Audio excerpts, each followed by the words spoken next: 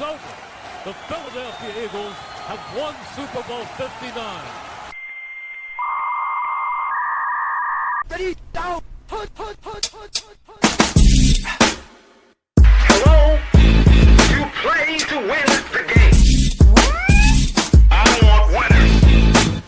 I want people that want to win.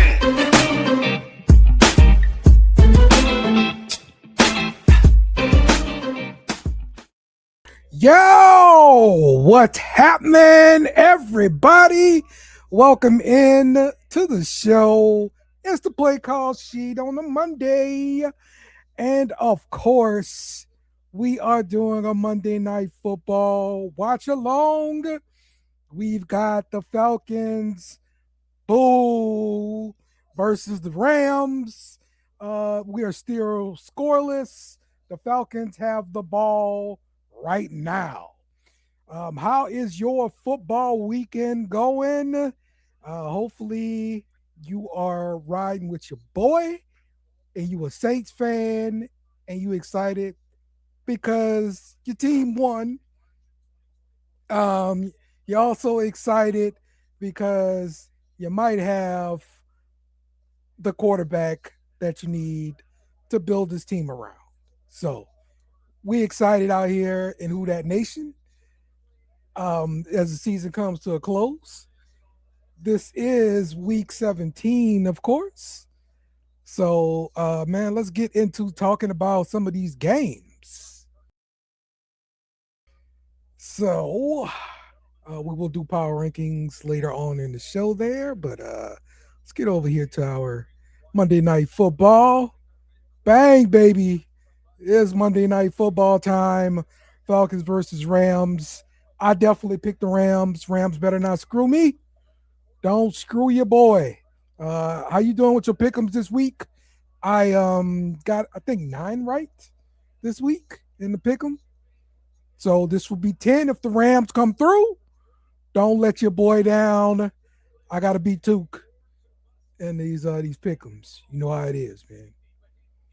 So, talk some news and rumors in the NFL.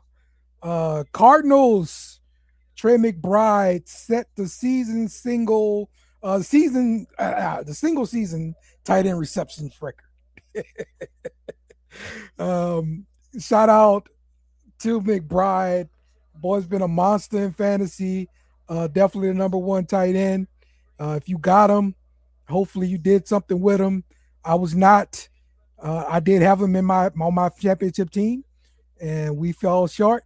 We only scored 140 points this week. And so, yeah, I got second place. That's what it is. My team was trash, and we got to the championship. You know, I hats off to my guys, man. I'm proud of my team. All right, we got to make some changes next year. It's a dynasty league, so I will have McBride next year. And hopefully we can build around him. We have no running backs on this team. So that's how we made it to the playoffs, some kind of way. The retirement rumors intensify regarding Travis Kelce.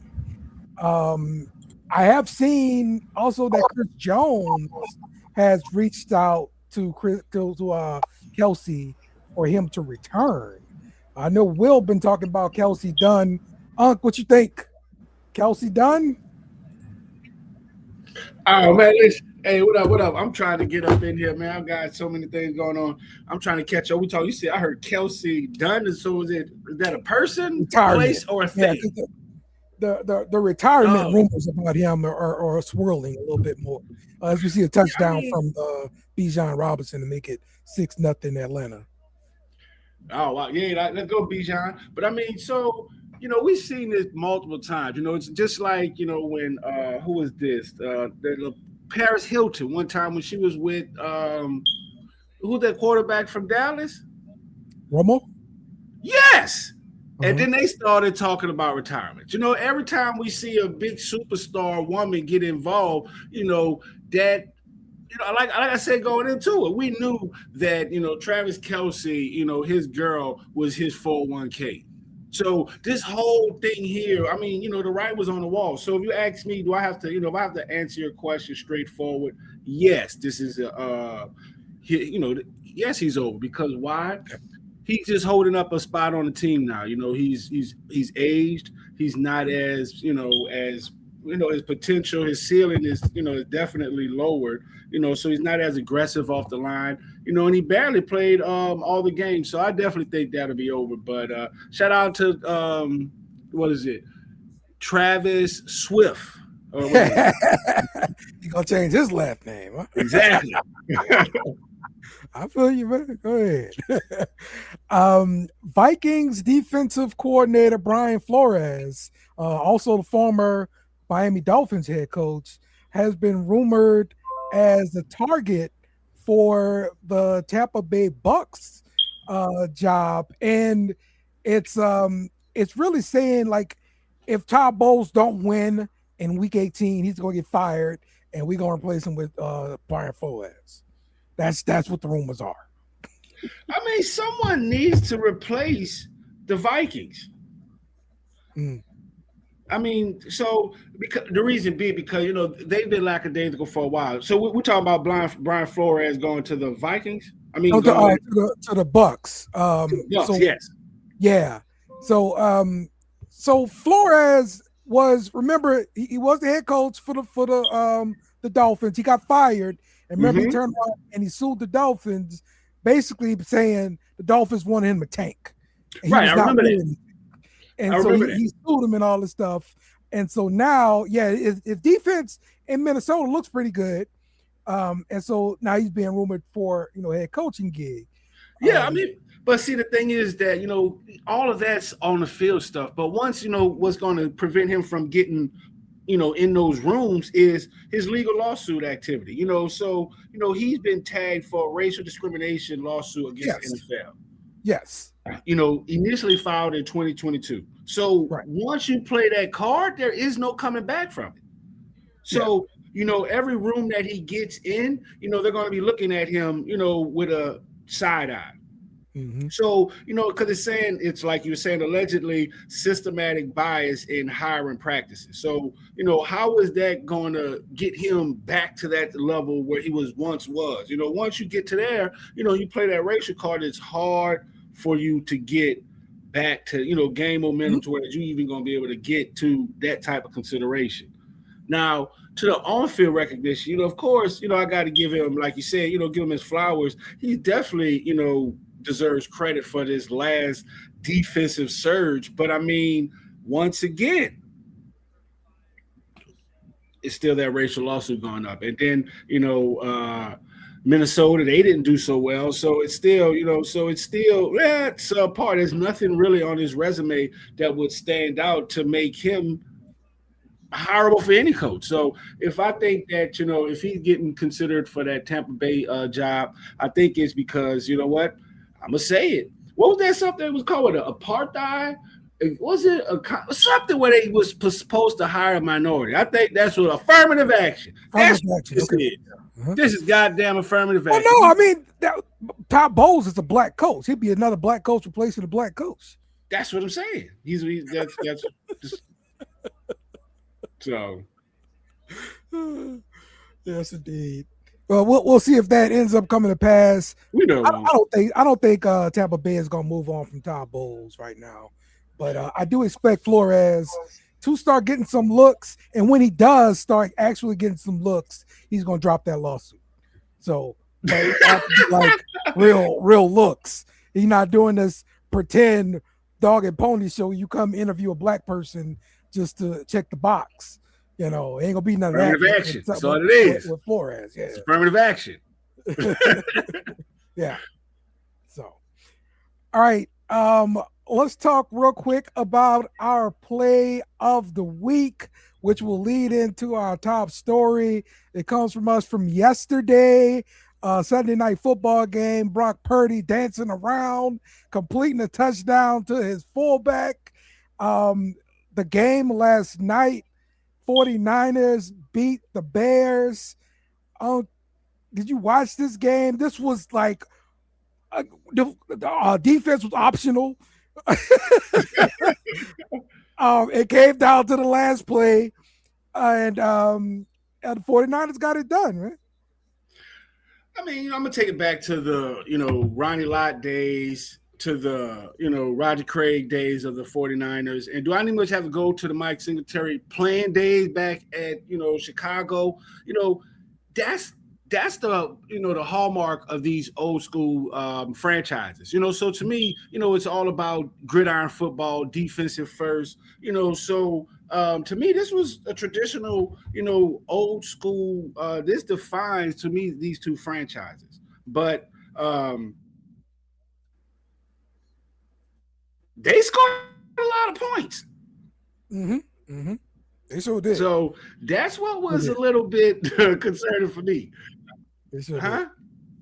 did. They went from not scoring any points to scoring a lot of points. Now, but Brock Purdy's been hot these past 3-4 games, something like that. He just been hot, and he continued that hot streak. And I know it's like it for the fantasy week, they were saying shy away from Brock Purdy this week. This is the defense that makes it come to an end. Right. Did you read the same things from other analysts? Yeah.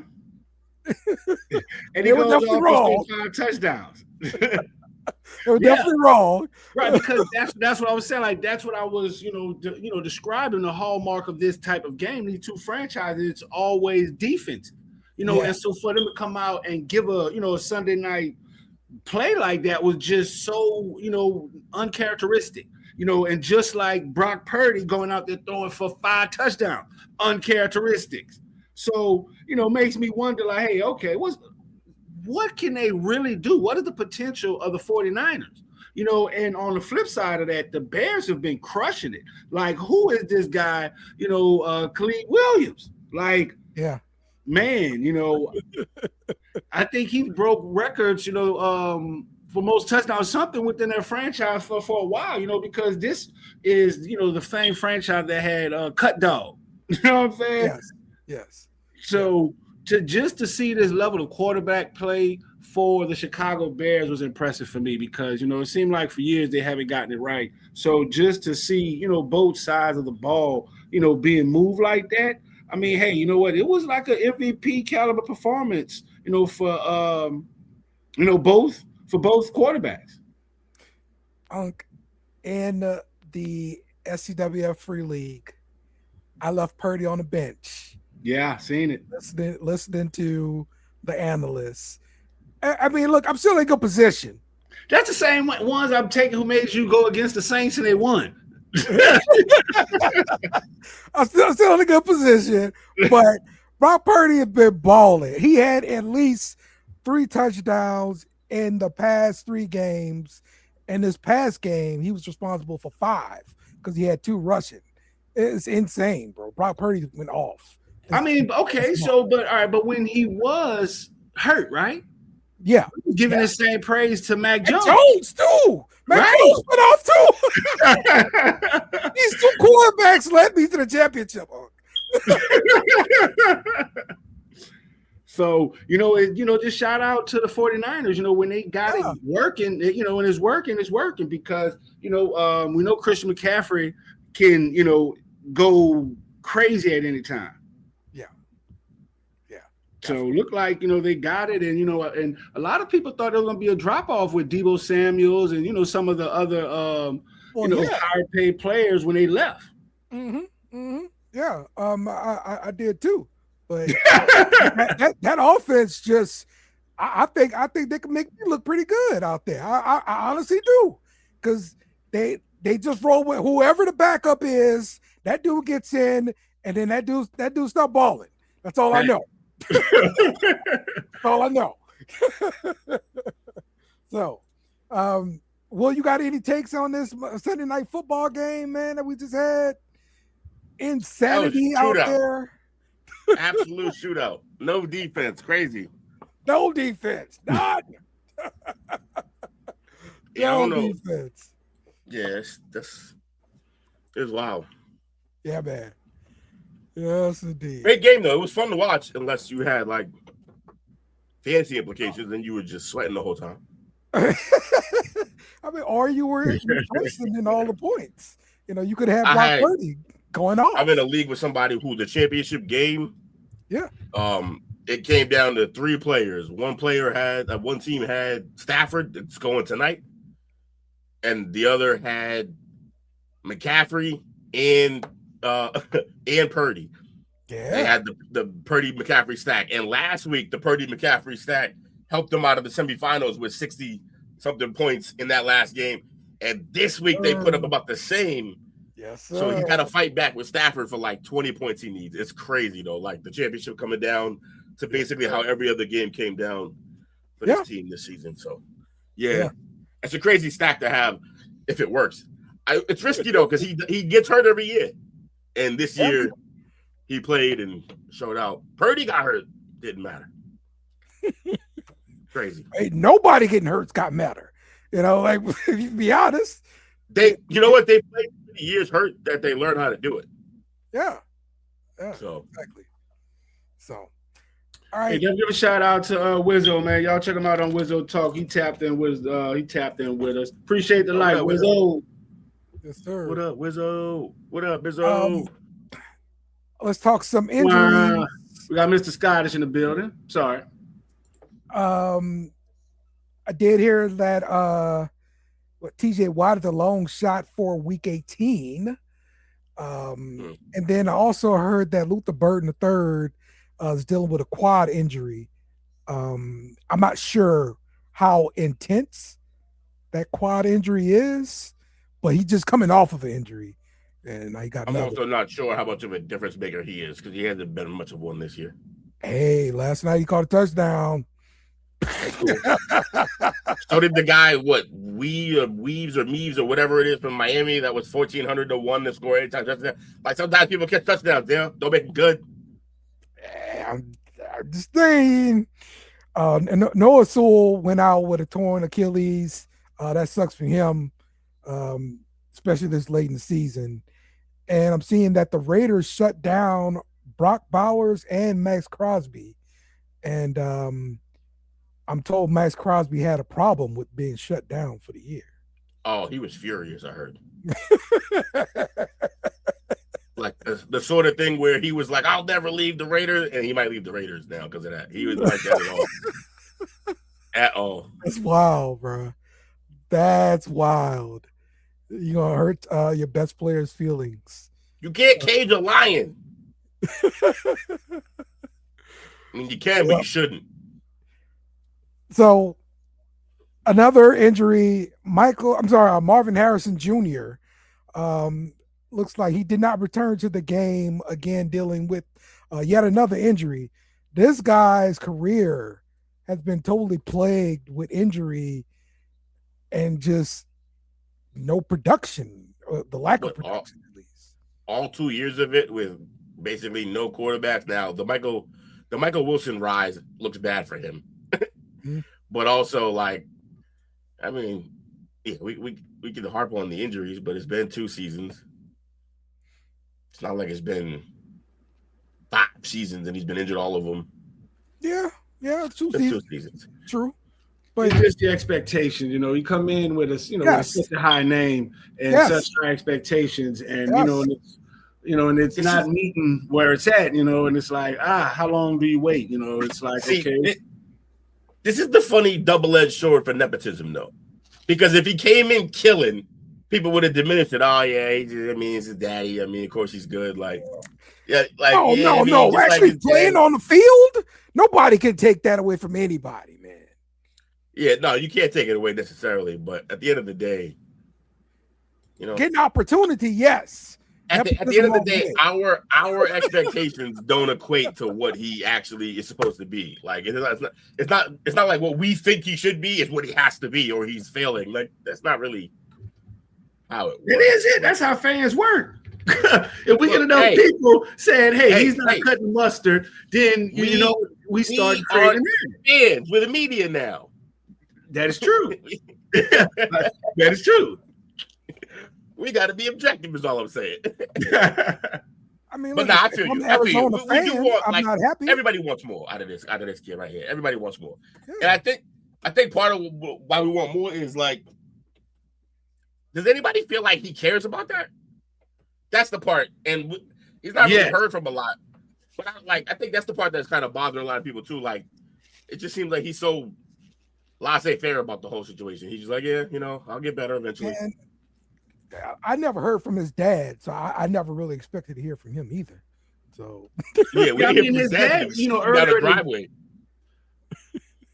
Early in the season, his dad was actually, went on media and talked about, the lack of passing, the lack of, the inability to move the ball through the air, just the opportunities that his son had. And so I think that was the game, going out, he actually scored either his first or his second touchdown.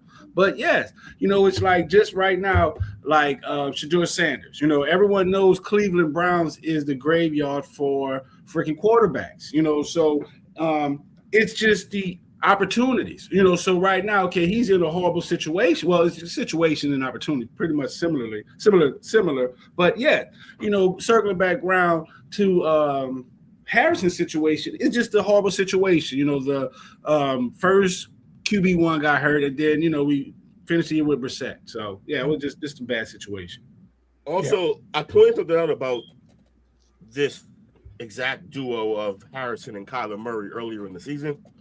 And I think I'm starting to like believe my own story a little more, like my own theory is because like Marvin Harrison's very, like I said, very classically trained at receiver. We just talked about who his father is. His entire life, he's been running routes.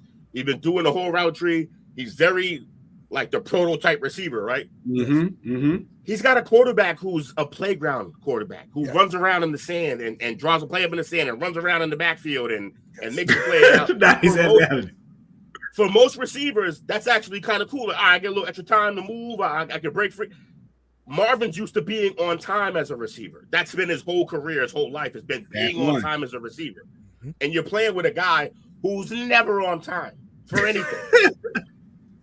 So now, the only thing that hurts my theory is that Jacoby Brissett's a little more on time, and he still hasn't necessarily flourished with him because they didn't have the reps. So I mean, I agree with that. That's absolutely right. Because Jacoby Brissett, that was not his team, and we know Marvin Harrison is more technical. So everything he's trying to be technical. So all that other stuff. Yeah, he doesn't know that. He's like he probably stopped mid route, like, hey, where's the ball? So yes, he's in a horrible situation. And I feel sorry for him. Like I think the injuries will still affect him, of course. But like I can think of a few different places where I think he would be crushing right now if he was on that team versus where he is. So and one of the reasons why I think that that might be one of the reasons why he's so much injury prone because he hates his situation. He might be trying to preserve his situation, preserve his body or get traded because of injury. Is that you, Took? Is that with the conspiracy? No, I can see that happening. I can see that'd be crazy. Yeah, I mean, because, shout out to some of our NFL friends, hey, they tell it. That's what these people do. Because just think about all of this. James Harden in basketball. He was fat over there. He fit over here. Like, wait. He immediately was like, okay, now I'm in a better, happy situation. I'll put down the wings and strip clubs and we can play some basketball. Yeah, 100%. Fact. Another big one, Harold Fannin Jr., the tight end for the Browns. Look, if you had him in fantasy this past month, you've been pleased with him, but he's dealing with a groin injury, did not return to the game versus the Steelers. Hassan Reddick dealing with a concussion. Wait, hold on. I can't let you go over. I thought we were going to talk about the Browns. You need to go over, we need to say something about that, So what they say, one man's trash is another man's treasure, however that shit go. So that's a horrible situation that Fanning went out to. But shout out to the UFL Dallas Renegades. Sam Canelo. You heard me? Sam Canelo. He just got activated from the Browns. So he's going to be playing in their next game. So, so shout out to the UFL and the Dallas Renegades. got the Sal call. Canelo. Sal. It's Sal Canelo. I don't know. I want to say Sal, but it's Sal Canelo. He's more of an archetype like Travis Kelce, like, really good guy, really catch the ball at a high point. So, yeah. And shout out once again to the Browns for giving opportunities. Yep. Geno Smith exited the game with an high ankle sprain. So Vegas got better. No, terrible, man. Terrible Vegas. it's So bad. all right, let's talk about week 17, man. Let's talk about some of these games here.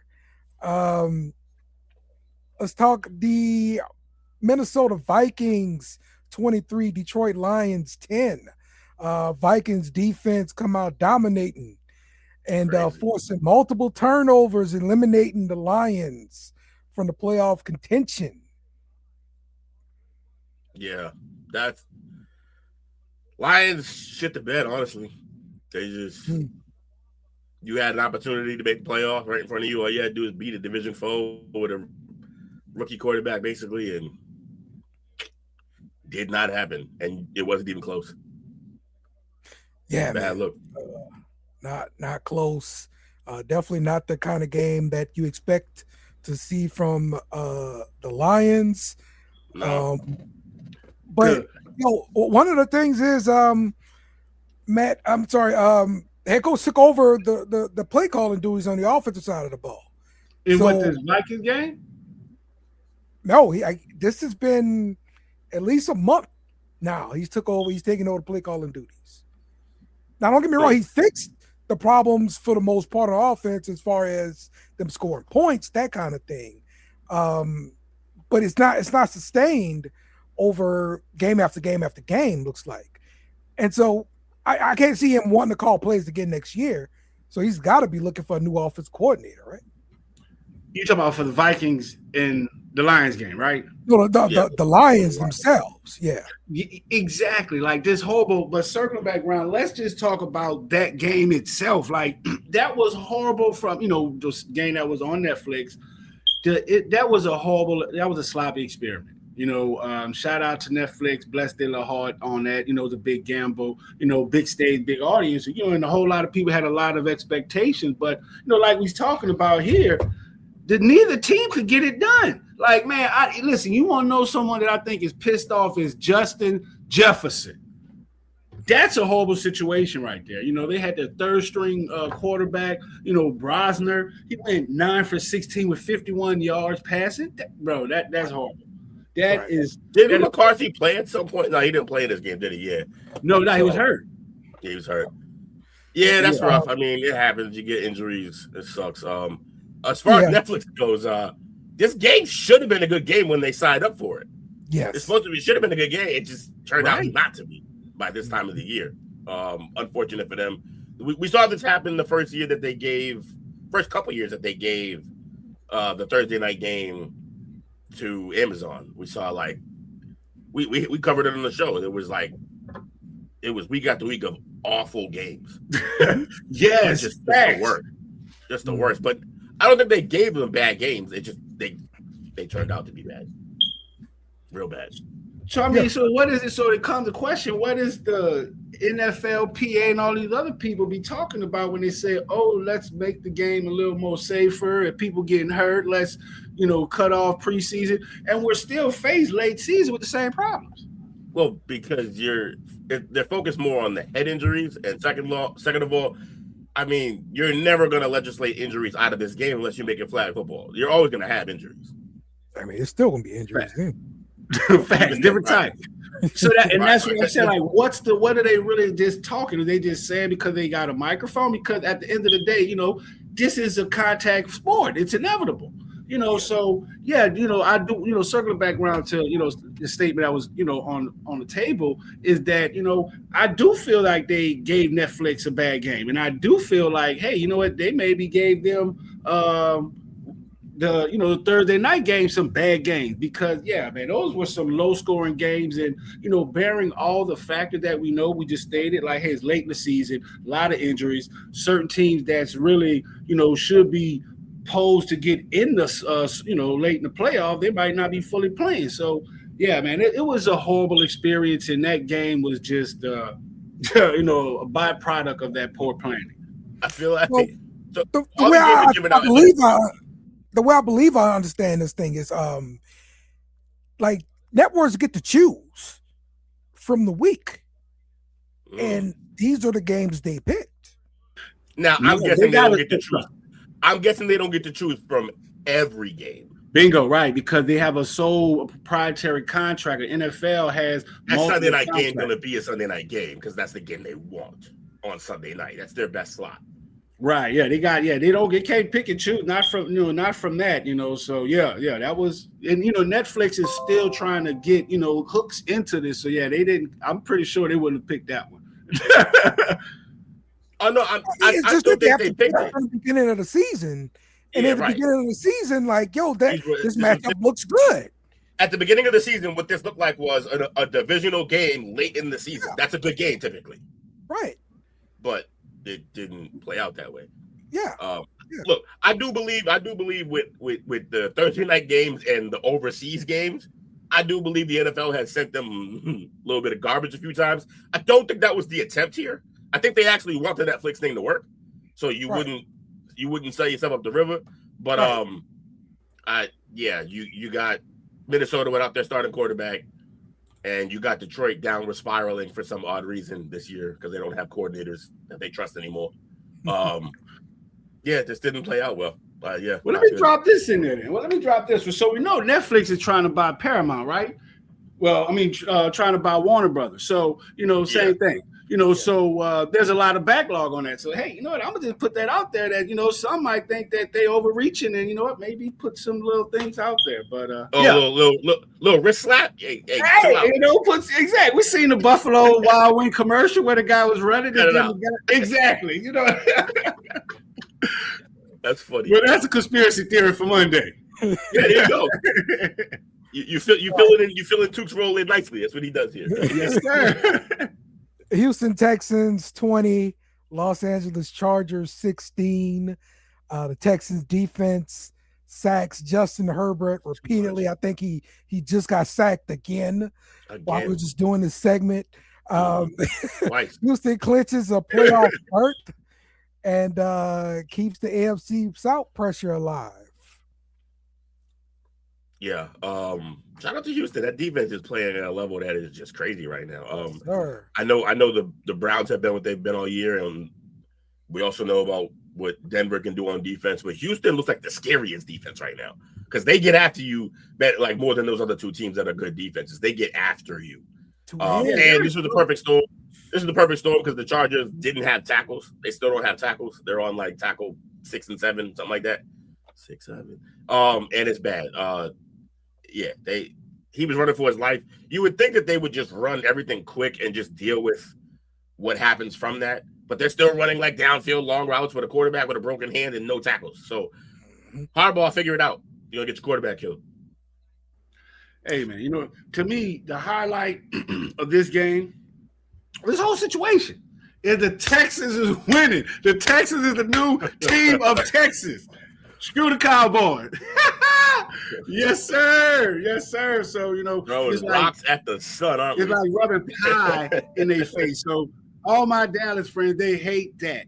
Just like, Dallas hate to be called Houston. So the fact that the Houston Texans is the better team of Texas, I just love it. Baltimore Ravens defeat the Green Bay Packers 41-24. Derrick Henry, multiple touchdown rushes. Ravens keep the AFC North hopes alive, while the Packers limping into the playoffs. They still clinched the division, but I think it was even with a loss, they was just clinching that way. So yeah, this was crazy because this is kind of a toss-up game because both quarterbacks weren't starting; they're starting quarterbacks. But yes, we learned that, and Willis played a little bit, didn't he? He did. Did he play the whole game?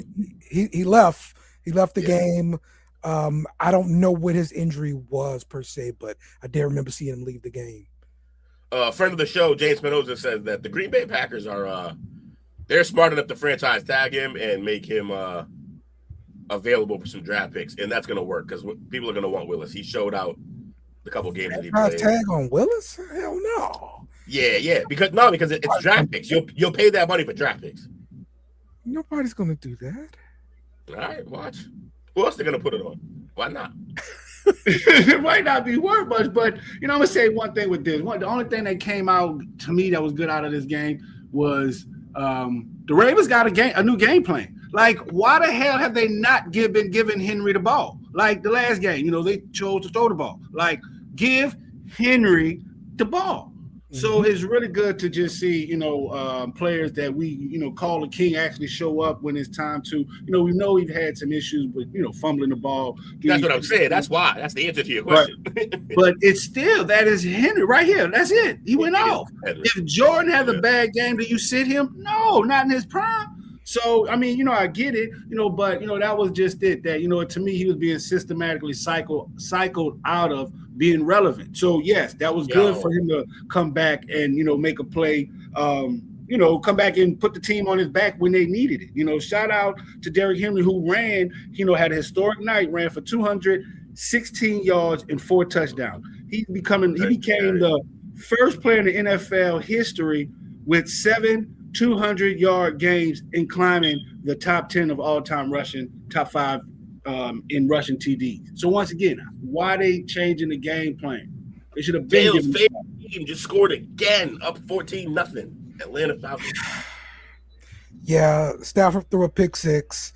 Yes, he did. Turned it for a touchdown. Oh, this is whack. What the hell? My homie about to lose the money. He about to lose the championship because Stafford's out there laying an egg against the Falcons. Yeah, it's crazy. It's 8:30 left in the second quarter. There's still time to make this thing better. Shout out to Henry. Yeah, you got to give him the rock. I think some of that was with Lamar out. They become more predictable. They happen to run up and down this team's ass for sure. But yeah. Yeah, the fumbling thing and Lamar being out was probably part of why they stopped giving him the ball a little bit. They still gave it to him, but just they weren't feeding him like this. They just turned around and gave him the ball 36 times. I think it's the most carries he's ever had in the NFL. That's That's what I'm saying. He could handle it last night. He could have handled it any night before that. So that's why I'm like, yeah, to me, it's not about handling. He was fumbling. You got to be careful. He's fumbling. That is true. But the team's still losing. Yeah. Stopped them. Cleveland Browns win this week, though. 13, Pittsburgh Steelers 6. After the game, we heard from Myles Garrett, who said the Steelers were more concerned about blocking him than they were winning the game. To be fair, if that guy hits Aaron Rodgers, he might not get back up. They got that done. They won that part.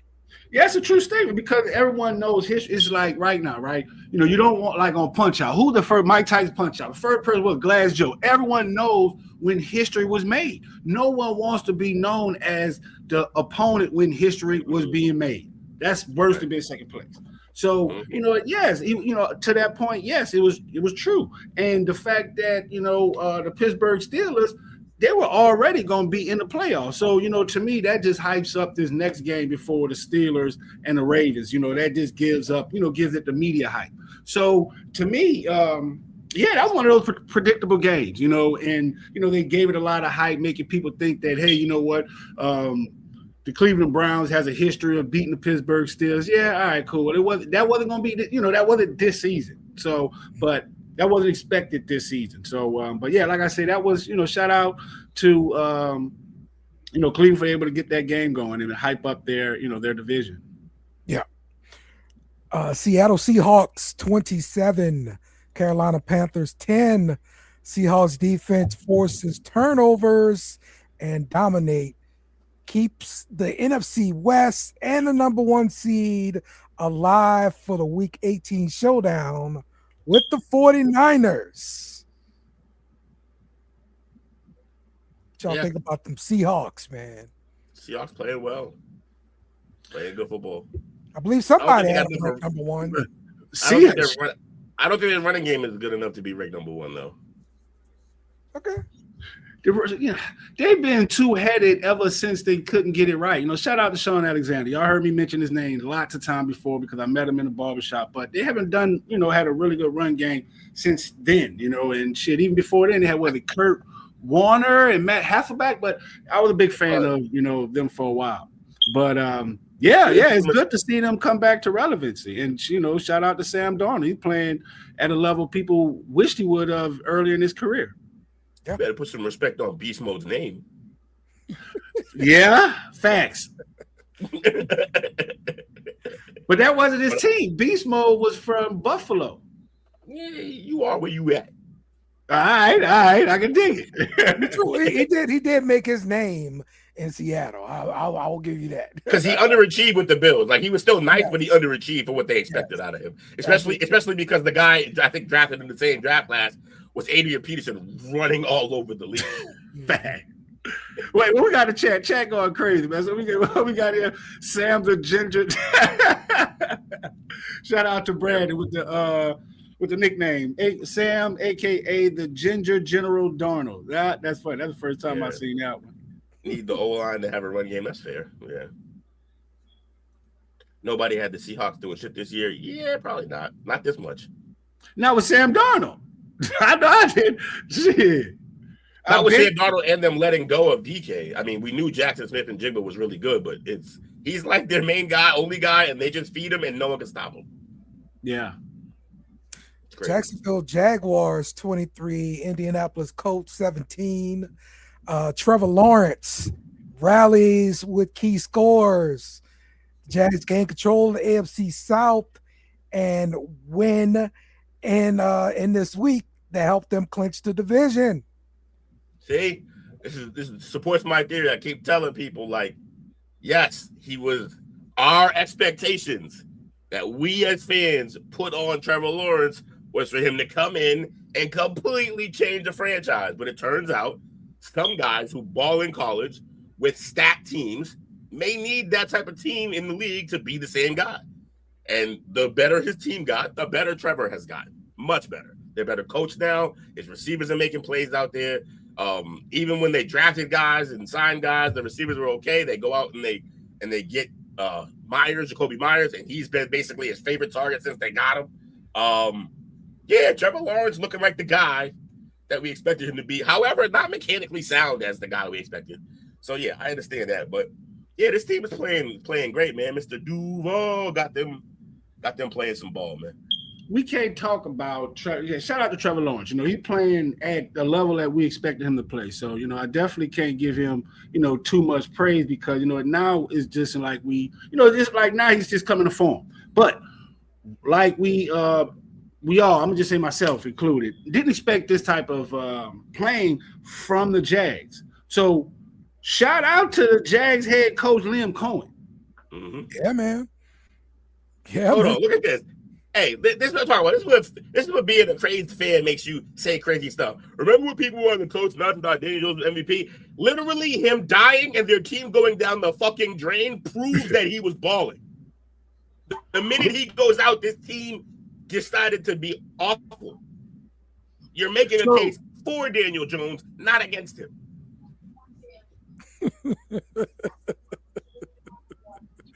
Man, I even know you can't finish the race. Hold on. Y'all gonna act like y'all still acting like y'all ain't seen me in here for 7 minutes. But it's all good though. Continue y'all gospel. Y'all spitting some good shit. My bad, dude. My fault, dude. Nah, it's all good. Happy Monday to y'all. Yes, sir. Miami Dolphins 20, Tampa Bay Buccaneers 17. The Dolphins held off the Bucs' late push, sets up an NFC South winner take all game versus the Panthers in Week 18. Unfortunately, not us, but them two fools. The Bucs choked their opportunity away. I mean, in that awful division, in that awful God-forsaken division, all they had to do was so much to it. Now I think they still have an opportunity to make the playoffs. Yeah, Yes. because our division is Fifth horrible. division next week. Because the division is so goddamn Well, garbage. how's that Rams game going against the Falcons right now? I just got Crazy. Falcons up 14-0. Falcons up 14-0, but this is the other kicker Yes. and all that. If the Falcons win tonight's game along with Sunday's game against the Saints, regardless if Tampa Bay wins or not, Tampa Bay's eliminated mathematically due to conference standings or somewhat versus the conference type of thing. Who would make it out of there? Who would be the winner? So Carolina? basically what happens is if Tampa Bay beats Carolina and Atlanta wins out, meaning the last two games, Carolina's still in. If Carolina beats Tampa Bay, Carolina's still in. So realistically, Tampa they've Bay already and lost. Atlanta have to win both of these games down the stretch. Yeah, And beat the Saints still to maintain the playoff spot. But Carolina lost, so are they out? I got what you're saying. Yeah, I got what you're saying. Yeah. So yeah, they'll face Carolina. We'll see what's gonna happen with that. Yeah, I think the script is in, dog. And it sucks for Carolina because Carolina should have handled business yesterday, though they played Seattle. But I don't want to see the Buccaneers in the playoffs. We spoke on the Buccaneers. They're 1-7, I think. I think they're 1-7 since everybody's been back healthy. Just about. And they're a bad team. They're playing bad. The coach sucks. And we just talked about Liam. You just talked about Liam Coleman, the coach of the Jaguars, who basically could have been the coach and should have been the coach of the Tampa Bay Buccaneers. Tampa Bay. Like he's seen what the Tampa Bay Bucks were doing. And he said, "F y'all, I'm going to Jacksonville." It was their dumbass. They picked because they was like, we want to keep Todd Bowles. They're crazy. He wanted to be first there, and they kept Bowles. Bowles should have been fired last year. It's terrible. Sucks It's the that same Carolina pace has no to matter play what's in going on over there. in a win-and-go-home situation. Carolina is the better team. I hope Carolina just wins and just says, hey, we had to beat y'all anyway. Y'all on the schedule. But Tampa Bay, with the team they had constructed in the last 8 weeks, they don't deserve to be playoff bound at all. But they still got a chance to play for the playoff spot. So we'll see how it Shout is. out to Bryce Young. Shout out to Bryce Young looking like Doug Flutie out there. This is another thing. This is why the NFL wants to change the seeding procedure when it comes to seedings in the NFL, because teams like the NFC South get a home team, they get a home game, and they're below 500. It's crazy. Well, I've been with that because the Beastquake game was us going to a below 500 team and watching them play at home, and so yeah, I'm with that. I've been with that for years. Win your division, bums. No, see, I'm not with that. You're in a bum division. You of all teams should want this because you should have the best opportunity to win your division every year. It's terrible. No, I mean, no, you got to win your division. I'm not saying that's not important, but you shouldn't be hosting a playoff seeding, hosting a playoff game when you suck. You're not better than the other team, and you shouldn't be hosting a play. And you shouldn't be hosting a playoff game when you couldn't win your division. You got a better record, host the game. Yeah, win your division. Yeah. But we had that's how it works. We had three. We had three teams. You got three teams basically. For instance, the Colts are eliminated, but you had three teams within the same division that could have held playoff spots. You know what I'm saying? And the fact that you have a team that's 7-9 going to host a playoff game, nobody's saying you can't make the playoff. Make the playoffs. The division champion should make the playoffs, but you should not have a home game. If your record is worse than the team that's 4, 5, 6, and 7, and they're probably playing something this year, give it up. They should have a home game. Here's why I don't care, because some team could play this division and got some of their wins against this bum ass division. The truth is, win your division. It's that simple. Just win your division. It's all you got to do. Win your division. You get a home field advantage for one game. Why not? Why? Because you didn't win as many games as another team who couldn't win their division? Yes, win your division. You didn't win as many games as the other team you're playing against. Yes. You won as many teams or more than the ones in your division. If that team was in that division, they would have more wins. Well, they should be in that division then. They should be in that division then. Because it's just weak division, and yeah, you're rewarding a weak division. I don't want to reward the weak divisions. So yeah. No, the fact that the division is weak is just byproduct of how they're running things. You're not rewarding the division. That's how the rule goes. If that division turned around and every team in that division got better and became 3 and 4 of the best teams in the league, no one would care. Then it doesn't make any sense. Like, it's the same division. Yeah. So New York Giants 34, Las Vegas Raiders 10. The Giants win the Tank Bowl convincingly, and the Raiders drop to 2-14. Strong position for that number 1 overall pick in the draft. Yes, number 1 pick, 80% chance now to gain it. I think they played the Chiefs in the last week of the season, so we'll see how that holds up. Yeah, what Mike said. They need to investigate the Raiders because the stuff that they was doing prior to the game was crazy. And then the last straw of that was Max Crosby. Now he has to require some surgery, which they were going to do it at season's end. But now, since they're trying to tank for a pick, they said, Max Crosby, we don't need your services no more. Max Crosby got mad to the point where he left the locker room, stormed out the locker room, and then it had to be quiet through the media that he, in fact, needed surgery. He's been dealing with knee issues all year. This is terrible. And the Giants were like, okay, we don't want the first pick this year. We're going to play more of our players. So both teams tanked themselves, basically. The Giants should have went out there and did the same thing the Raiders did, if the NFL allowed them to do it. Don't play no players. But I guess the Giants are satisfied with their roster to what they have. I wouldn't have been if I had the chance at a number 1 pick. So ultimately, it came down to the Raiders making better decisions when it came to sitting players for this game. That's the ultimate outcome of this game yesterday. I think the Giants definitely didn't want that first pick, because if they get that first pick, it's very easy to be like, yeah, they can have the first pick. If they don't want to draft the quarterback or draft the guy up top, they can trade it for a bunch of other picks. Sure, but here's the thing: the pressure to draft the quarterback, if you have the first pick, is going to be high, and you already got a guy. And it's going to be high, and you already got a guy, and you don't want to have that conversation if you're the Giants at all right now. They already I don't blame them. They already had that conversation. Well, Jackson Dart already had to address and come out and say, "Oh, he's their number 1 guy for for the long haul." He sound like the side chick. You know what I'm saying? You don't go out and say that. You're the one. You know I love you. Right. If you're number 1, we know you're number 1. You should play like it. So yeah, they didn't. That was tough. So definitely. Whoever the Giants want at number 1 is going to be there at number 2, because it's not a quarterback, so they'll be fine. I would have just took it from the play of just like playing around with it, you know what I'm saying? See if anybody, wanted to mess with it, you know what I'm saying? But like you said, the Raiders are probably the worst team anyway, just based on season play. The Giants did have a good spark when they had it. The Raiders never really had a spark all year. So, yeah, I mean, I guess the Raiders was just like, hey, we might as well just simplify and just signal for real that we want the number 1 pick by telling our defensive end that he's not playing. So. Also, like, I understand, like, it probably was for taking reasons, but I'm not going to fault the team for sitting down the literal best player in the franchise for the last decade, because knowing that he's definitely has to get surgery means, it's possible he can make it worse.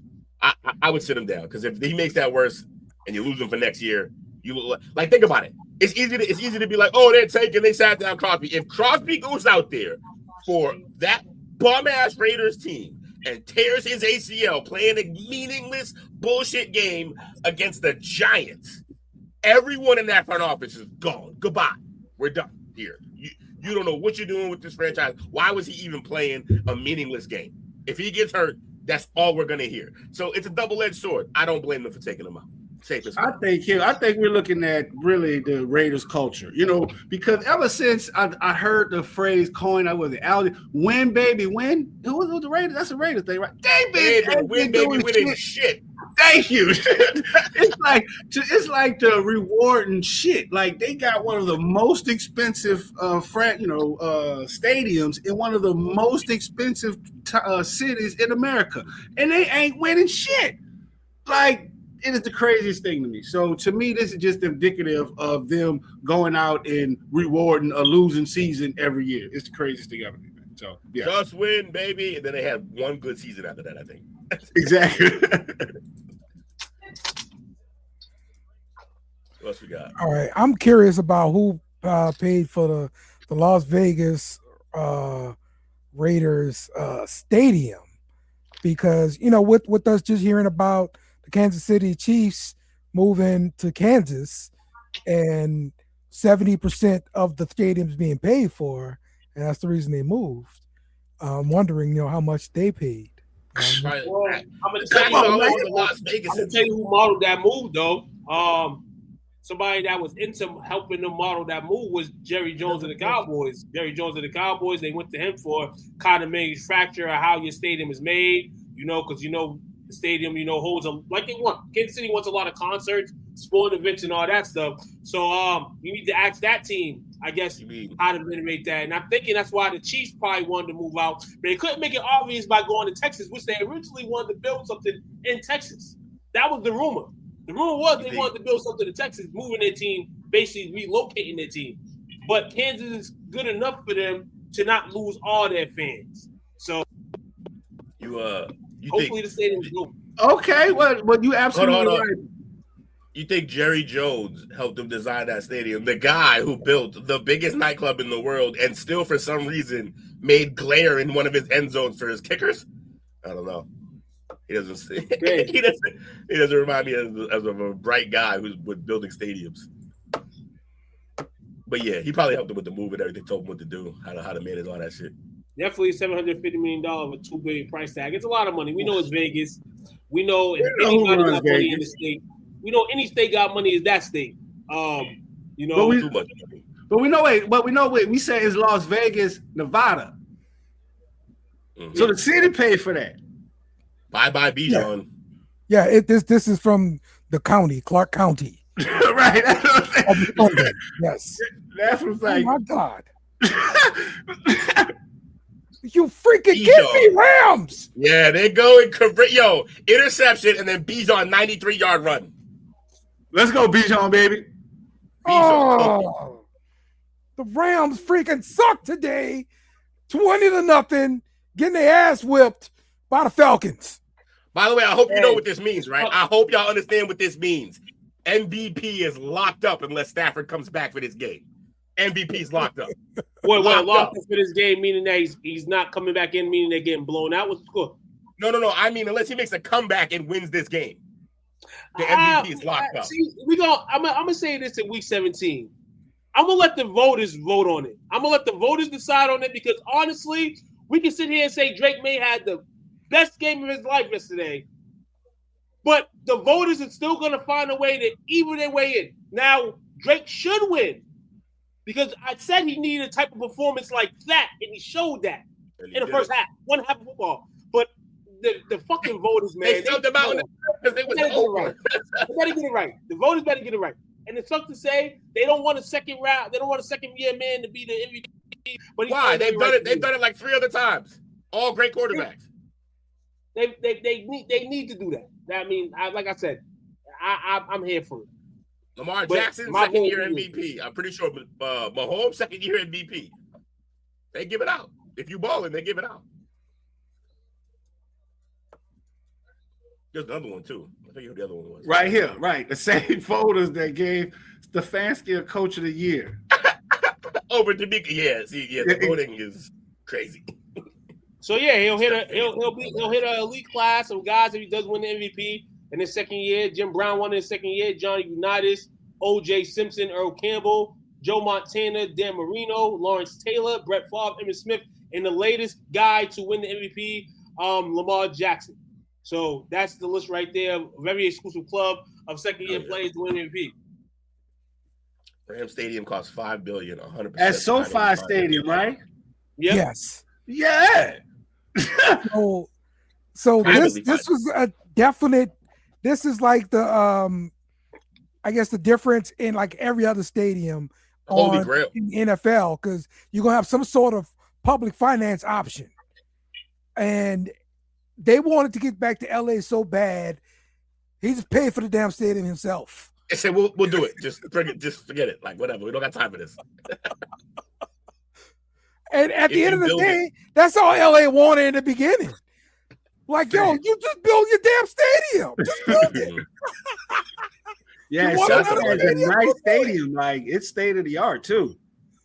The Raiders didn't want to pay for their stadium because the ROI is going to be bad because the team sucks. When you got a bunch of entertainers like that, a bunch of people on the board, and anybody that lives in that state, of course that stadium was going to be easy to get. You can get fans of contractors to say, "Hey, be a fan of the Rams for 1 year. We'll pay you compensation." And there you go, a new stadium. No, exactly. But the point I was making is Vegas had that. I mean, like the Raiders should have had that option in LA, and they just moved it to Vegas instead because they didn't want to pay. Yeah, exactly. It's funny as hell. The last game before we get into ours, Philadelphia Eagles 13, Buffalo Bills 12. Eagles defense stonewalls the Bills, low scoring affair in a failed 2-point conversion that clinches the AFC East for the Patriots. Oh man, you heard? Shit. Shout out to the Patriots for winning the AFC East. First time since 2019. But this game right here, because it's probably two. If you name in the book of known contenders that have been in situations, you name these two teams. So it was a good game by both teams, nevertheless. The surprise in this game is kind of how the Eagles are going to have to roll if they want to be in the Super Bowl again. And I was speaking here yesterday, and the Eagles team didn't even need to be extra better than what they was last year because they're the champions. And in my mind, you got to knock the champions out. It was just a matter of they was going to get in or not after the first few weeks of the season because they wasn't playing as a team. This is the change now. You can change to go 0-0 now and start fresh. If I'm anybody in the NFC right now, that defense I'm scared to play. Now the offense, I'm like, I want to play Jalen Hurts all day. But you can't have that mindset. Because once the playoffs start, it's a different mindset. The Eagles have that, and if they can play defense like that in the playoffs against teams, that was my point. I was about to get to that right there. Shout out to Mr. Scott. It's like this here just, goes to what the narrative of not just Jalen Hurts, but Josh Allen as well. Because Josh Allen, what he has a minor, he's known for, making bad, decisions under pressure, failing late in the season. Like yesterday, he threw for 262 yards and ran for 2 touchdowns. We need him, he's the quarterback. We need you to throw touchdowns. That's it. And on the flip side of that, Jalen Hurts was worse than that, 13 for 27 with 110 yards. Bro, what are we doing here? You know what? So we call these two teams two powerhouses, but when they get together, it's a low-scoring affair right here. So, everyone that says how Josh Allen is a, MVP quarterback, I don't see it because when it's time to become an MVP, we get stuff like this here. And on the flip side of that, you know what? A better team finds a way to win, and I think that what we see with Philly is that them just proving and showing like, hey, they're finding ways to win. That's it. Now, do I think Jalen Hurts did something about that? No. So, yeah, we don't gotta act like we ain't seen Josh Allen much though. I say numerous of times during the season. Josh Allen reminds me of 06 Kobe. This is what he reminds me of this season. But then I say that to say this. Kobe, even in that circumstance when he just had him and it was just him, you had to trust your team a little bit. But I'm getting to the notion that Josh Allen doesn't trust his team.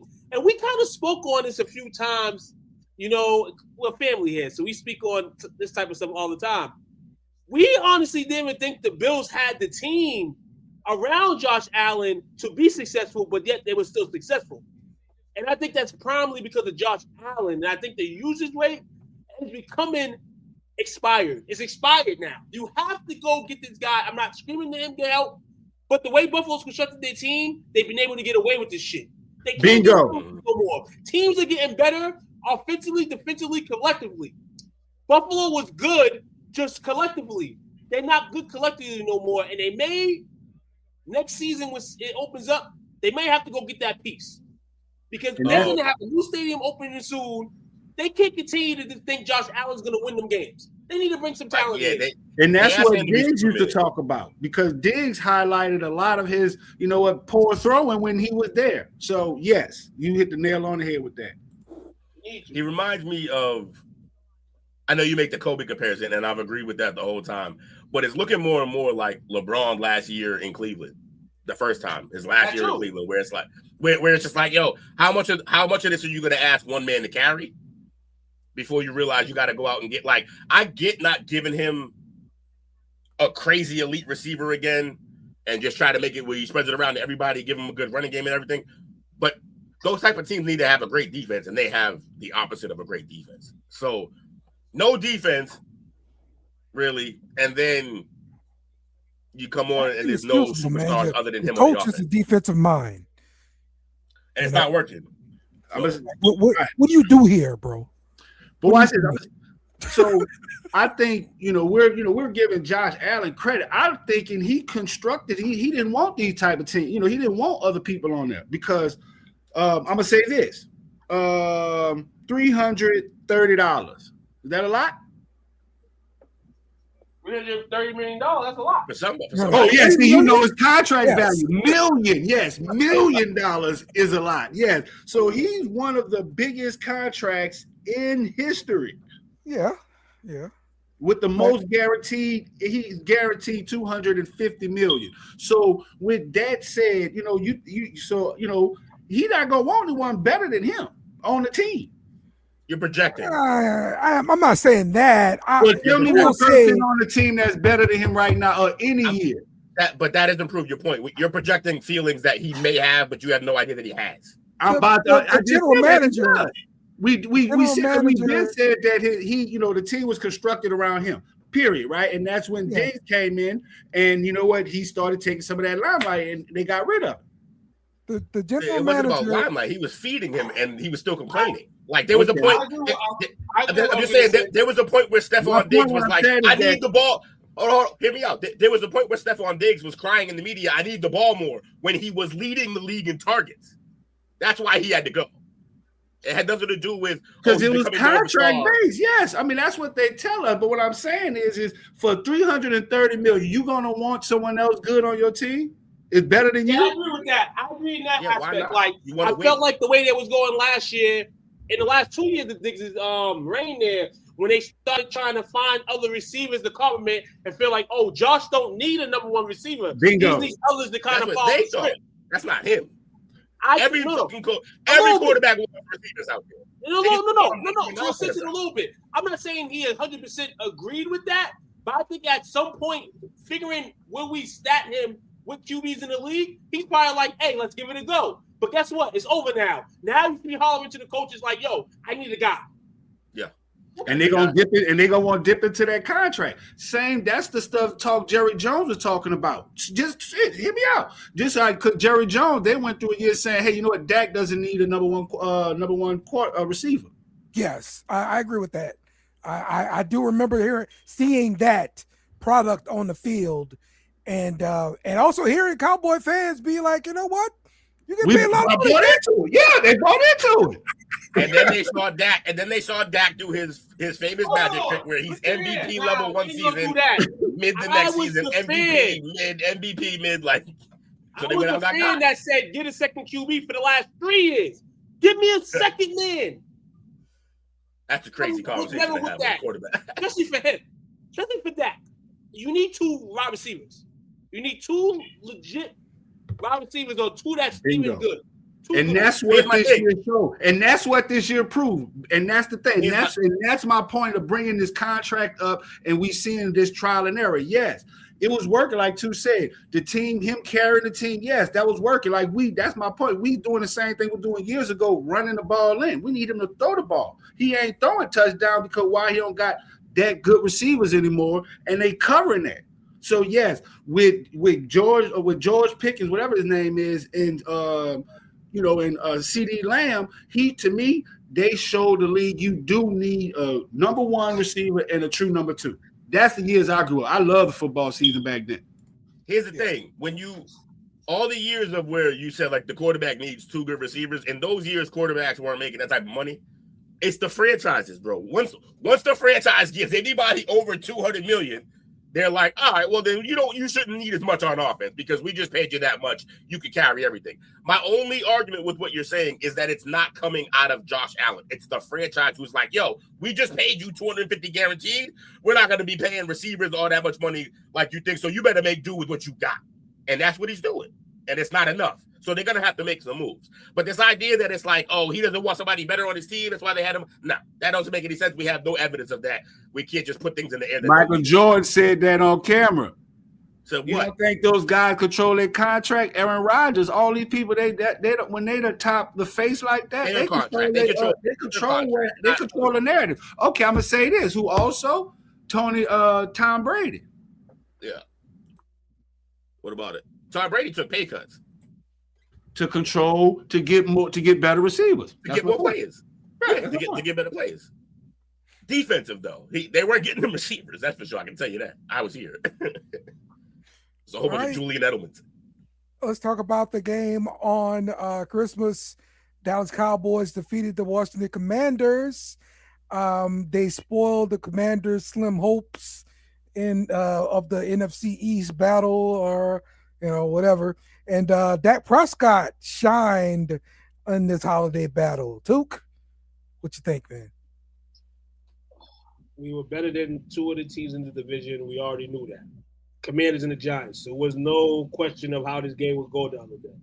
So shout out to that. I'm glad they didn't lose on Christmas Day while I'm having my kids open gifts and celebrate the day. Now let's get to the overall part of this. The season's been over.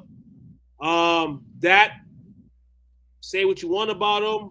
The stats are there. But overall, as a Cowboys team, and I mentioned this day on again, there's some teams in this NFL league you don't lose to. There's not weeks you can come out and not show up, especially with the parity and all that extra stuff happening in the league now. You got surprise teams that went in the bottle dump last year, making surprise entries into the playoffs this year. That's what the season overall, that's what you need to think about. And for one season here, I don't know if fans are going to do it. I don't know if even y'all are going to do it. But this is solely a Cowboys problem. Sure. This is a Cowboys team problem. And I hope the organization does what it needs to do this season to chop some of these bad branches off and hopefully add some new ones, because that's ultimately why we lost. We can't lose to the Vikings, can't lose to the Cardinals, and I don't care how good they was this season. I don't care. You cannot lose to the Bears. You cannot lose to the Broncos, especially when their identification of their team wasn't even yet to be known by us, and you lost to them. So you gave them the identity to be a good team. Thank you, Dallas Cowboys, going into the new year with no aspirations for next year. So don't even ask me about it. That's all I'm going to say to Cowboys talk today. All right. Cool. Let's get over to... Oh, there go the Saints, man. Yeah. Let it go again. Let me in. Ring the alarm. Yes, sir. Who that? New Orleans Saints 34, Tennessee Titans 26. Tyler Shuck, the quarterback of New Orleans Saints. I mean, look, the kid's really putting in some work. He might be the rookie of the year. I don't know. But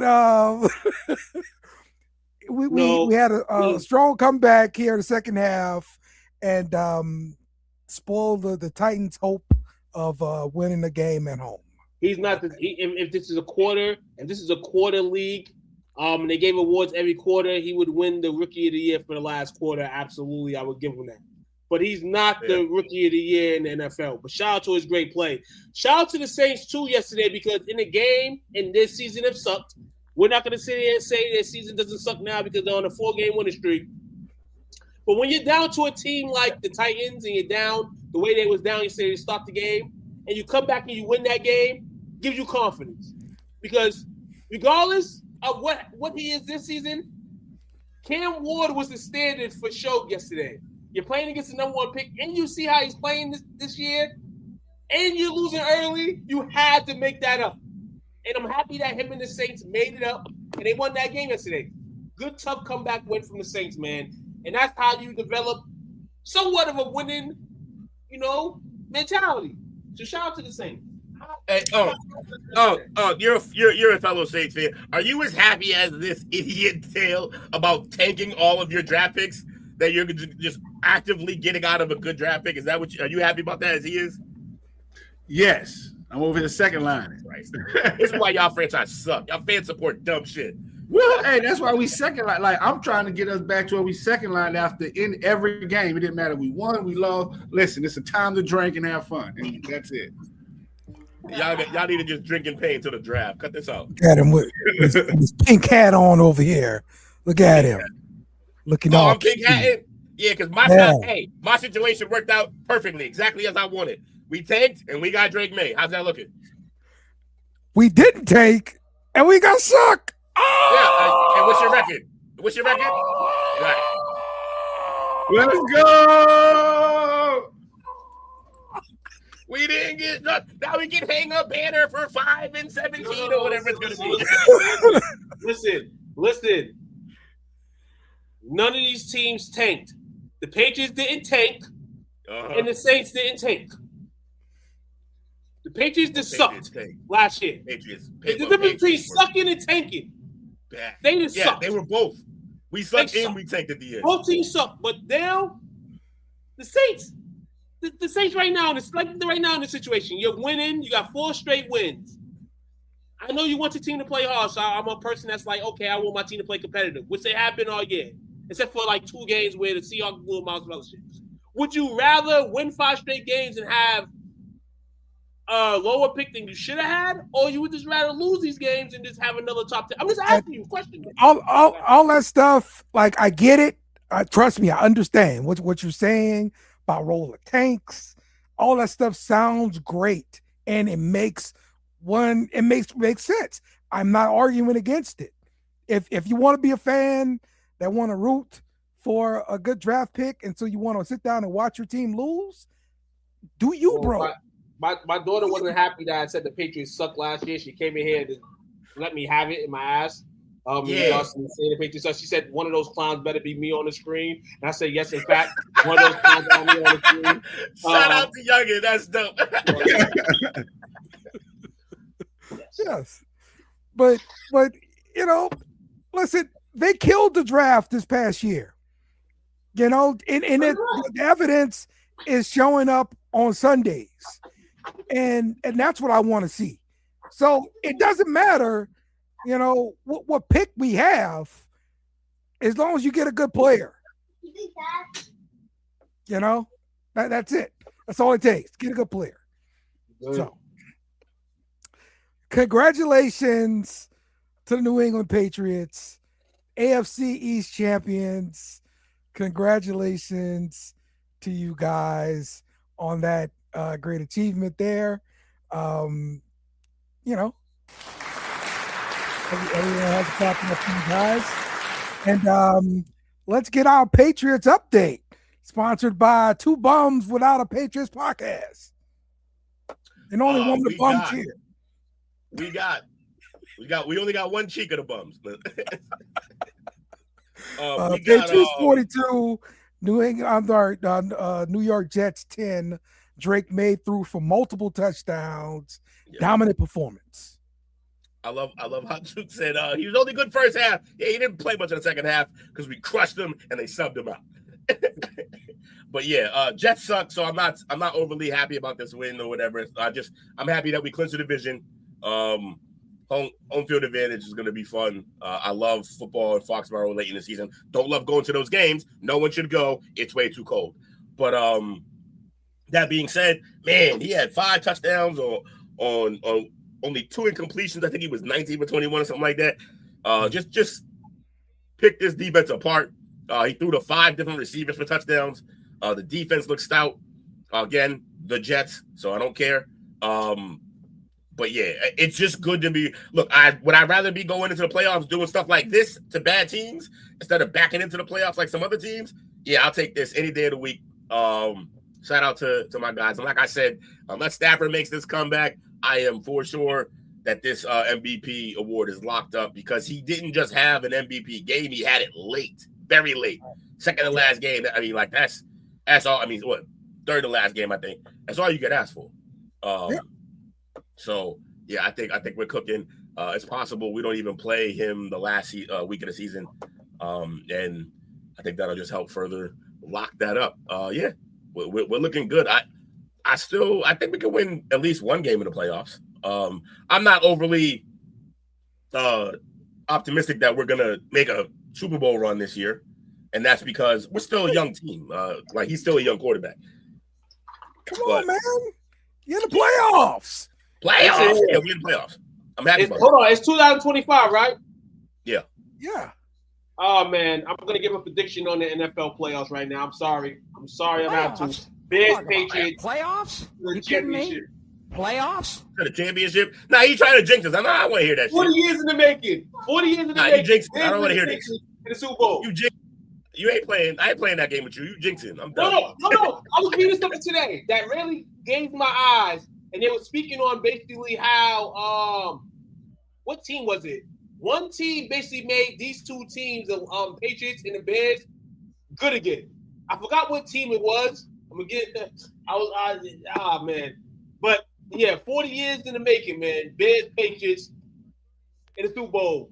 The Patriots get rid of the Iki Shuffle and win the Super Bowl. I'm cursing the Patriots right now. I don't want them to win. I know what you're trying to do. That's why I'm ignoring you. The AFC playoff picture: Broncos number 1, Patriots number 2, Jags number 3, Ravens number 4, Texas number 5, Bills number 6, and Chargers number 7. Outside the only 2 teams I'm really worried about in the AFC are the Texans because of that defense. Yes. And Denver because of that defense. That's it. Okay. Everyone else and the Jaguars got a good defense, but I think we can beat the Jaguars. I think we'll do enough defensively to make it hard for Trevor. And I think we'll win. All right. The NFC playoff picture. Seahawks number 1, Bears number 2, Eagles number 3, Buccaneers number 4, Rams number 5, 49ers number 6, Packers number 7, and Panthers number 8. That's another scary team right now. The 49ers, they're as hot as fish grease right now. Like that team is cooking. Yep. And they got a solid defense. Even though it did not show up this week. The team that you want to play right now, please. Now, a team offensively you don't want to play. Absolutely. Panthers are the Packers. You got to match that same offensive mentality that they have in order to beat them. And then worry about scoring on the defense later because the defense is going to allow you points. Yeah. Those are teams I wouldn't mind playing in the NFC. Give me the Packers. Give me the Bucks. So, yeah, Packers. Right. They don't have a quarterback right now. So, the latest MVP odds, we got them down to 3. Matthew Stafford number 1, Drake May number 2, Josh Allen number 3. I think it goes to a probably only got 3. my man's throwing for 143 yards and 2 picks on national television tonight. He's out of the 1 spot, bro. I'm telling you, he's out of there. I mean, he threw for almost 500 last week. Yeah, that's last week. That's last week. This week he didn't do it this week, and that's how it goes week to week. This is why the voters are gonna be the illest people in the room because they're gonna decide who wins this shit, and it's gonna be crazy how they dictate and who wins this shit. I want to see the vote-ins, how many first place votes, and all that shit because I see the fixes in it, but I don't want to say the fixes in. Hey, look, national stage, man, he's not looking good. That hurts you. That's going to hurt your MVP. I mean, yeah, there's no other game right now. So the voters are watching this game and watching him not play good against the Falcons. Yes. That's a bad look. Absolutely true. Absolutely true. And Pick'em standings for this week, well, year to date at least. SEAL Team Knicks, number 1, followed by Suave House, Doomslayer, Tejas Made, and Ham tied up for number 4. Cleaning Your Clock, and me tied for number 5 there. So, and Goodwill Punting, number 9. There you go.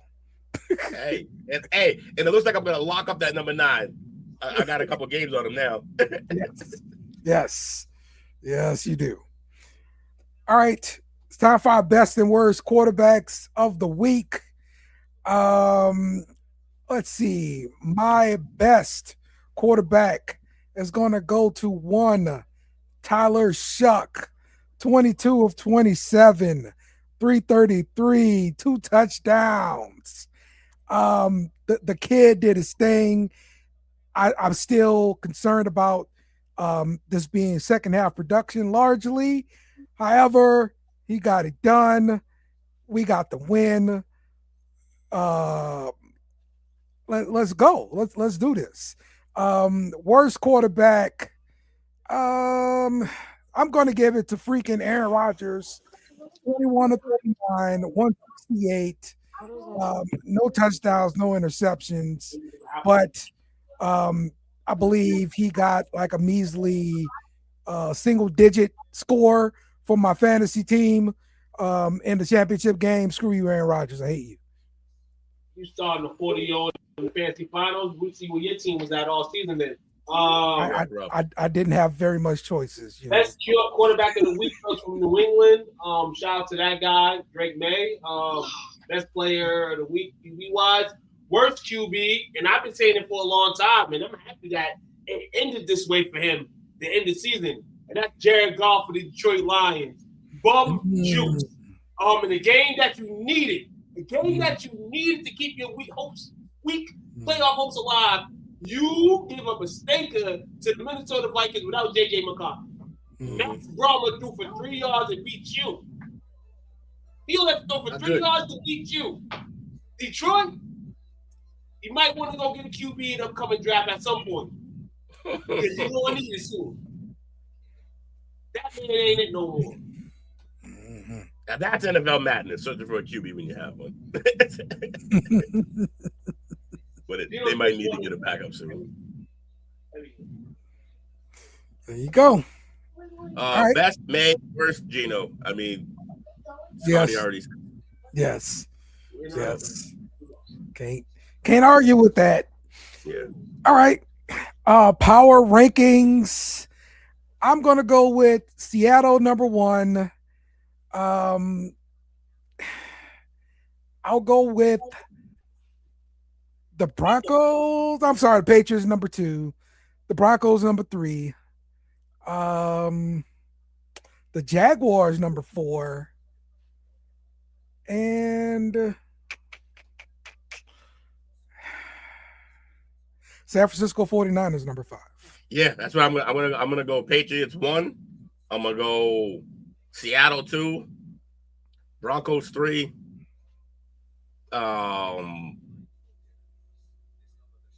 Who was your 4th? Because I agree with your 4th. Hold on, let me go back to it. Jacksonville. Yeah. Yes. I'll actually put Jacksonville 5, and I'll put the Niners 4. The way the Niners are playing is kind of crazy right now. Their defense didn't look good the other night, but their offense still looks great. Unbelievable. Prepping on defense. I picked the 49ers at 5. I picked the Jaguars at 4. Rams are going to lose tonight, so they're out of my top 5. They was in my 5 last week.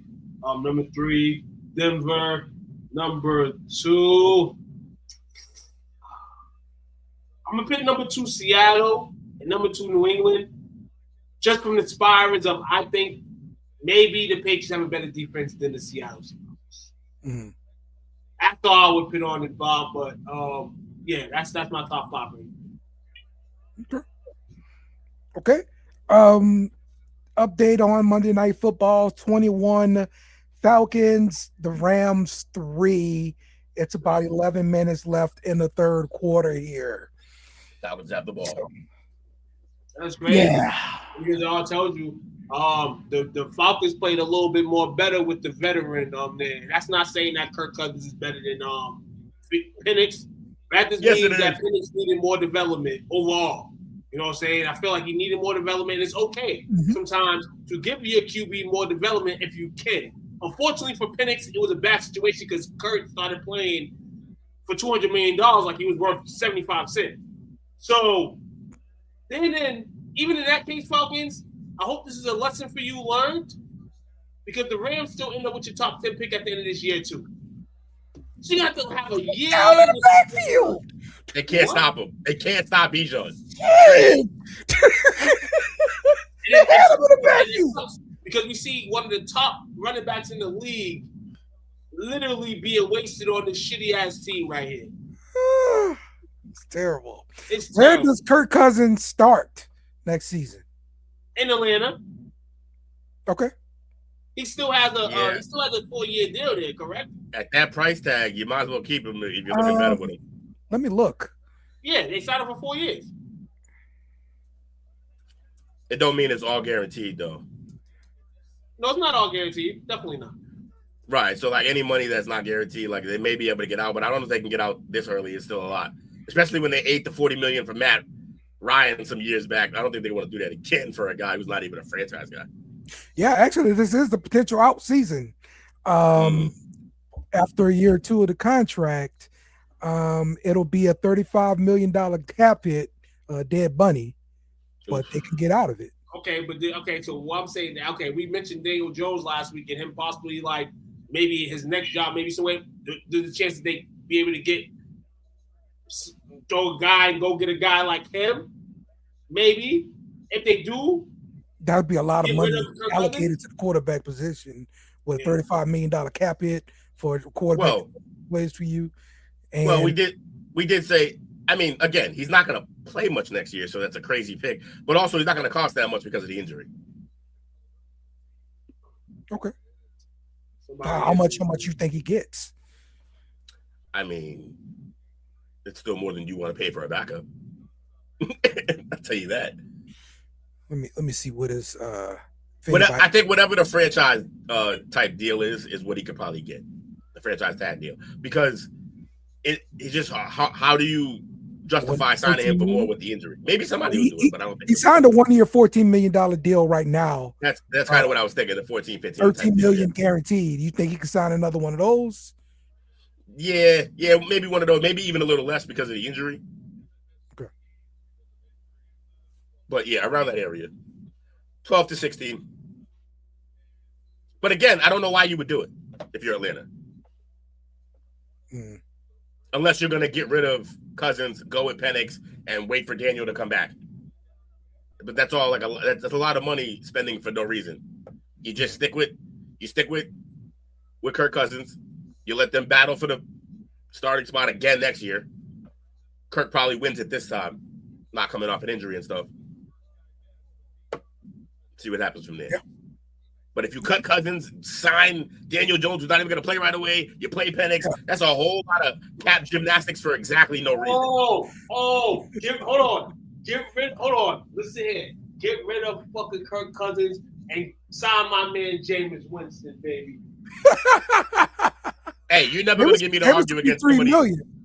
Hey, y'all never going to give me the argument against somebody signing Jameis Winston to be a starting quarterback. I have no arguments there.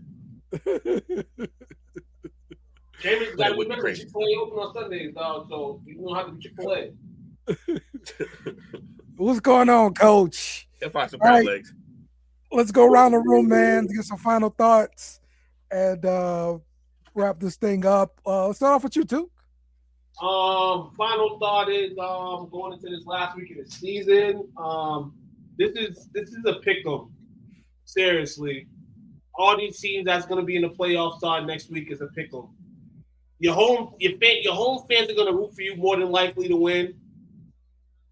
But for Vegas, be careful where you spend that money at, because you might be wrong. Yeah. Because this is going to be unpredictable as hell to who lands in the Super Bowl in about 5 weeks. That's all. Shout out to y'all. Shout out to the chat. Great show. Hey, Will, I saw a vegan with the Lucky Rabbit's foot keychain. I said, that must be a faux pas. That's awful. That's good. Love it, man. All right, check us out tomorrow for the chop up. Be sure you come out and bring a friend with you. We're gonna be having a good time. We're gonna play some games. We got more games to play, y'all. Yes, sir. Yes, sir. So, hopefully Rams come back and win tonight. Bears ain't fucking Don't let coming me back, down. man. Hey, I want to give a shout out to somebody I was on here earlier. I want to give a shout out to He is the Junior League STWF Fantasy Champion. I had Matthew Stafford at the end of the night. It's but rigged.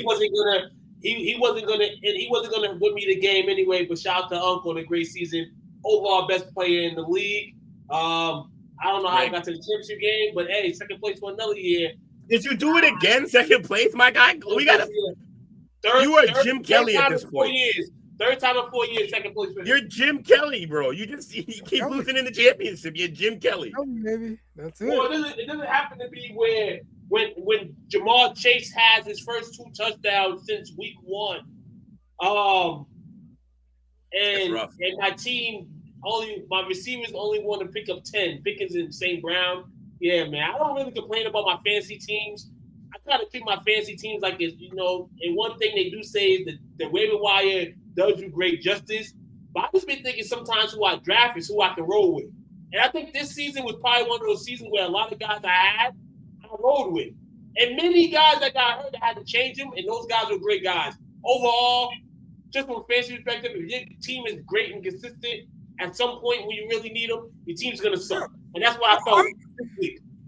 I'm all about calling them out, too. Who the players again? Who am I playing? George Pickens. George Pickens, yeah. And Ramon St. Brown sucked this week. Matthew Stafford sucked this week. The Bucs didn't want to get Bucky Irvin the ball in the red zone. Patriots defense, what they've been doing all year, kind of dominated. So shout out to that. And Ferguson had a touchdown early and got hurt. That's it. And then Pinero, the 49ers field goal kicker, wanted to score all extra points and no field goals. They did. Yeah, they weren't. They were scoring. It's crazy. Yeah. So basically, So I think the Patriots defense was nice. They had a good. They showed me they did good. You know what I'm saying? I wasn't dogging the Patriots. My daughter still giving me hell hand. I'm gonna add in Aaron Rodgers' old ass, and all of y'all take Ain't that. nobody got time for that. Ain't nobody got time for that bull crap. I'm with that. You're absolutely right. I'm hungry. He's gonna bring snacks tomorrow. I love it. Love it, man. All right, we'll see y'all again tomorrow for the chop up. We out. Thanks for watching our show. Remember to subscribe for more shows on the network. Smash the like button, share, and comment.